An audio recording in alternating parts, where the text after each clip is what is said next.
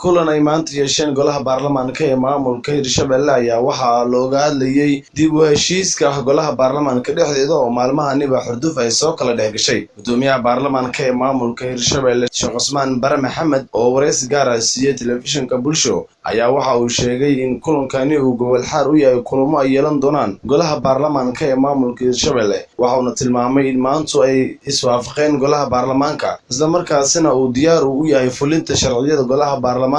ay soo hordhigaan. Bismillahir Rahmanir Rahim. Kulanka maanta wuxuu ku saabsanay baarlamaanka wuxuu horta kamid yahay kulamadii caadiga ah ee baarlamaanka.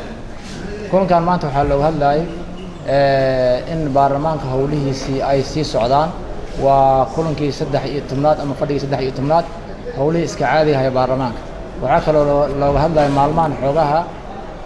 sida aad nafteena idaacadaha ka deyseen xogaha yaro muxuu ahaay isfaham way ayaa baarlamaanka dhexdiisa ka jirtay iyo muxuu ahaay qaybaha kala marka insha Allah taala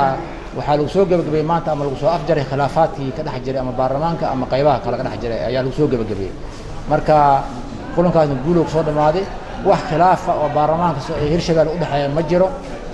إن شاء الله تعالى برين وحاسي سعون دونا كالفرق عادة بارمانك يهوش سعي سعون دونا إن شاء الله تعالى. مركز الله ترى سو حاضرتي مواحد الأكثر إن بارلمانك وكل شيء إن وحيابه مع المهن إن كده احتاجنا أو أي هاتن أي اسكو موقف في المركز الله ترى ده ما أنت بارلمانك سوي. بارلمانك هادي اسكو موقف هو وليكون اسكو موقف هاي واحد يروح حلقة يا ضدك دي وشقينا يان أما السياسة اللي شقينا يا مركز توادتك واسكو دع كلام. وحي مانتا waa la soo gabagabay baarlamaankan aqlabiyadiisa intii ugu badneed maanta baarlamaanku way fadhisay waxayna ansixiyeen in shaqadii baarlamaanka ay socoto waxaan u baaqaynaa marka ummadda reer Hirshabelle ama dawladda Soomaaliya ama hay'adaha caalamiga in la gargaaro reer Hirshabelle dhibaatada tahay in la gargaaro waxa kale oo baaqna u direynaa beelaha walaalaha ee xudgufta ka dhaxaysa reer Hirshabelle baaqna ayaa mar labaad mar saddexaad u direynaa